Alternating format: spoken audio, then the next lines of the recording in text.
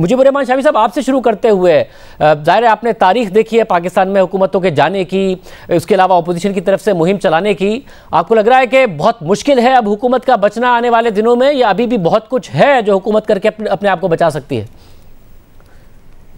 دیکھیے، پاکستانی سیاست میں کسی وقت کچھ بھی ہو سکتا ہے، لیکن اب تک کی جو صورتحال ہے اور جس طرح سے مختلف طاقتیں جو ہیں ان کی طرف سے اشارے مل رہے ہیں، اور جو مختلف سیاسی جماعتیں جو اقدامات کر رہی ہیں، اس سے تو معلوم ہوتا ہے کہ حکومت جو ہے اس کا سنبھلنا بہت مشکل ہوگا، اور اب اس کے پاؤں جم نہیں پائیں گے.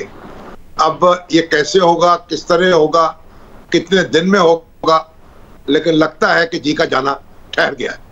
سلیم صافی صاحب، آپ کہیے گا، کیونکہ ظاہر ہے بہت سارے اس وقت میسیجنگ ہو رہی ہے بیانات سے، کچھ انڈائریکٹ اور کچھ ڈائریکٹ حکومتی وزراء کی طرف سے. کوئی کہتا ہے ٹرمپ کارڈ ہے، کوئی کہتا ہے راز بتا دیں گے، کوئی بوٹ پالش کی باتیں کرنے لگا ہے اپوزیشن کی طرف سے کہ یہ بہت زیادہ ہو رہی ہے. کیا حکومت اس وقت تیاری کر رہی ہے یا پھر اندیا دے رہی ہے کہ کس قسم کا سخت بیانیہ وزیر اعظم کی طرف سے آ سکتا ہے، یا پھر ایک کارڈ ہے جس کو کھیل رہی ہے اور اپنے آپ کو بچانے میں کامیاب ہو سکتی ہے یہاں سے؟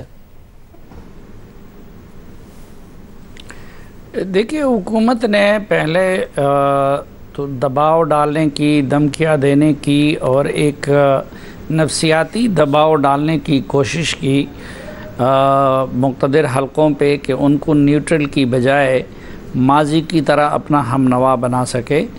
جب وہ نہیں ہوا تو اس کے بعد دوسرا مرحلہ شروع ہوا، اور وہ تھا اپیزمنٹ کا، منت ترلے کا. وہ بھی پائے تکمیل تک پہنچا، اور اس کے باوجود بھی وہ حکومت کو ماضی کی طرح سہارا دینے اور نیوٹرل کی بجائے فریق بننے پہ آمادہ نہیں ہے. تو اب دوبارہ جو سوشل میڈیا پہ جو کچھ ہوا، اس سے حکومت نے ایک لحاظ سے کنفرنٹیشن کا بھی آغاز کر دیا ہے. تو یہ بات obvious ہے کہ جس نیوٹرل کو حکومت فریق بنانا چاہتی ہے اور ماضی کی طرح اپنے حق میں ان کے انسٹیٹیوشنل پاور کو استعمال کرنا چاہتی ہے، وہ تو نہیں ہونے جا رہا ہے. اب صرف اور صرف سیاست ہوگی حکومت اور اپوزیشن کے مابین، اور اس کے تناظر میں جو حالات بنے ہیں تو دونوں صورتوں میں، یعنی ایک تو یہ ہے کہ جو پی ٹی آئی کے ڈیسیڈنٹ ہے وہ بھی کافی ہے عدم اعتماد کے لیے، اور اگر وہ نہ ہو تو کیو لیگ اور ایم کیو ایم وہ بھی کافی ہے عدم اعتماد کے لیے. اس لیے حکومت اپنے آپ کو بچانے کے لیے، اور عمران خان صاحب ہر حربہ استعمال کریں گے اپنے بچانے کی، لیکن میں شامی صاحب کے رائے سے اتفاق کرتا ہوں کہ بچ نہیں پائے گی، یا بڑا معجزہ کوئی ہو سکتا ہے جو اس کو بچا سکتی ہے. عاصمہ، آپ بتائیے گا، ظاہر درمیان میں ایسا ہوا ہے کہ حکومتی وزراء کی طرف سے فرسٹریشن بھی نظر آئی، گالیوں تک بھی بات پہنچی، خود وزیر اعظم نے بہت زیادہ نام لیے، اس قسم کی باتیں کی، مگر کہا کہ دروازے واپسی کے کھلے ہیں، عدالت سے بھی رجوع کیا. کچھ ہے ایسا اسلام آباد میں اگر باتیں ہو رہی ہوں کہ جی یہ اگر حکومت کر لے تو بچ سکتی ہے، یا بہت کچھ پانی سر سے بہہ گیا ہے ابھی؟ دیکھیے شاہزیب، جو حکومتی وزراء ہیں اگر آپ ان سے بھی بات کریں آف دا ریکارڈ تو وہ بھی کوئی بہت زیادہ پر امید نظر نہیں آتے، بلکہ مایوسی دن بدن بڑھتی چلی جا رہی ہے. اور جو حکومتی حلقے ہیں ان کو بھی بخوبی اس بات کا احساس ہے کہ کسی بھی لمحے کچھ ہو سکتا ہے. اور خاص کر کے جو اس وقت سچویشن ہے، جو اس وقت تک کی ہم بات کرتے ہیں کہ اتحادیوں کے جو سٹیٹمنٹ سامنے آئے ہیں، جو ان کے اپنے اراکین کے سٹیٹمنٹ سامنے آئے ہیں، پھر جس طرح سے رویہ اختیار کیا گیا ہے، جس طرح سے ان کو پش بیک کرنے کی کوشش کی گئی ہے، تو ظاہر ہے کہ اس سے ایک اسلام آباد کے اندر فیل یہ ہے کہ اب نہیں تو کل، کل نہیں تو پرسوں. اور ظاہر ہے کہ یہ OIC کی کانفرنس بیچ میں آ گئی، لیکن یہ بات بہت حد تک لوگوں کو پتا ہے کہ اگر حکومت بالفرض کسی معجزے کے صورت میں بچ بھی جاتی ہے تو اس کے لیے سروائیو کرنا بہت دنوں کے تک جو ہے وہ بہت ناممکن ہوگا. تو ایک دراڑ بہت شدید آ گئی. البتہ حکومت یہ سمجھتی ہے کہ ان کو شاید اب کوئی ایسا کارڈ چاہیے جیسے ووٹ کو عزت دو، مجھے کیوں نکالا، اس طرح کا کوئی سلوگن ان کو ضرور چاہیے کہ جس کی بنیاد کے اوپر وہ آگے جا کے اپنا جو رستہ ہے وہ بنا سکیں، یا وہ اپنا جو نعرہ ہے وہ بلند کر سکیں. اور سول ملٹری کے اندر ہی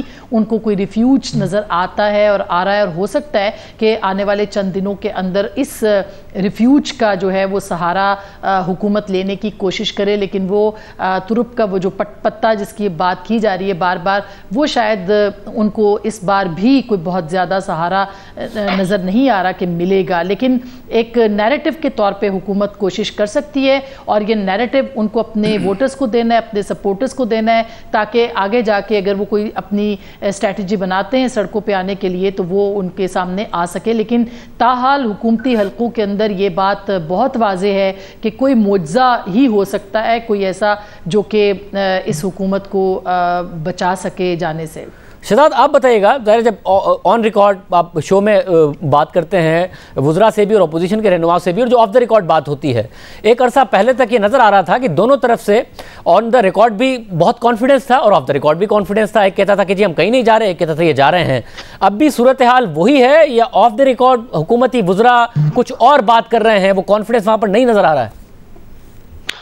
جی بالکل شاہزیب، بیلنس تھوڑا سا بگڑ گیا ہے. پہلے اگر 50-50 تھا تو وہ 50-50 نہیں رہا ہے. حکومت اس وقت 3 محاذ پر مقابلہ کرنے کی کوشش کری آپشن سے، اپوزیشن سے. پہلے تو آپ نے سڑکوں کی بات کر لیتے ہیں. آپ نے دیکھا کہ سڑکوں کے حوالے سے جب یہ ساری مہم شروع ہوئی تو عمران خان صاحب نے کہا کہ ہم ایک بڑا جلسہ کریں گے، 27 کو یہ جلسہ ہوگا، اور اس کے بعد وہاں پہ اتنے لوگ ہوں گے، 10 لاکھ لوگ ہوں گے کہ جس ایم این اے نے ہمارے خلاف ووٹ ڈالنا ہے تو وہ وہاں سے ہو کے جائے گا اور پھر ووٹ ڈالے گا. یعنی کہ سڑکوں پہ تھریٹ کے ذریعے ان کو روکنے کی کوشش کر رہے تھے.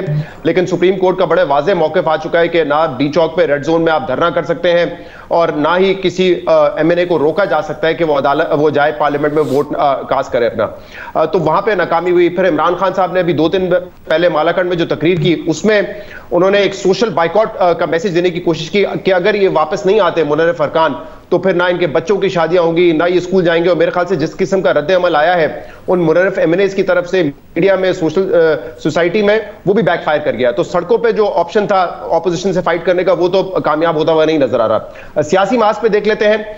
جو منرف ارکان تھے وہ ٹی وی پہ آ چکے ہیں. انہوں نے بتا دیا کہ ہم حکومت سے ناراض ہیں، اشارہ دے دیا کہ وہ ووٹ آف نو کانفرنس میں بھی سپورٹ کریں گے اپوزیشن کو. دوسری طرف جو حکومت کہہ رہی تھی کہ ہمارے پاس بھی بس 5, 10, 15، شبلی فراز صاحب نے تو میرے شو پہ کہا تھا 16 ارکان موجود ہیں، ایم این ایز ہے اپوزیشن کے، جو ہماری سائڈ پر آ گئے.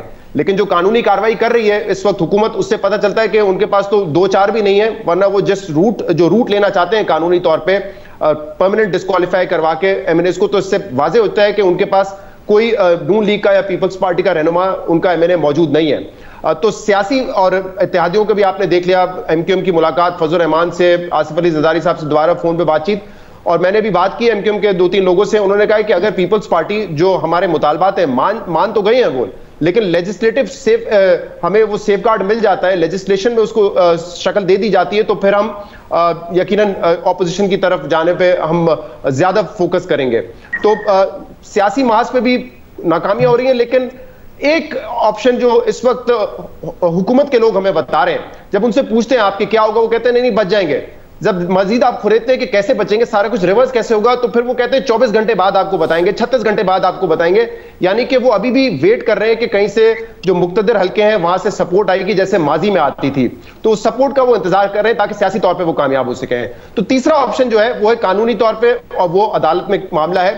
میرے خیال سے حکومت کی اب ساری امید اس بات پہ ہے کہ اگر سپریم کورٹ آرٹیکل 186 کے تحت 63A کی یہ تشریح کر دیتی ہے کہ جو ڈسکوالیفیکیشن ہے وہ صرف یہ نہیں ہے کہ وہ شخص، وہ ایم این اے جو ہے اپنی سیٹ سے ہاتھ دھو بیٹھے گا یا اپنی سیٹ اس کو چھوڑنی پڑے گی، وہ ایک پرماننٹ ڈسکوالیفیکیشن ہوگی، تایات نااہلی ہوگی.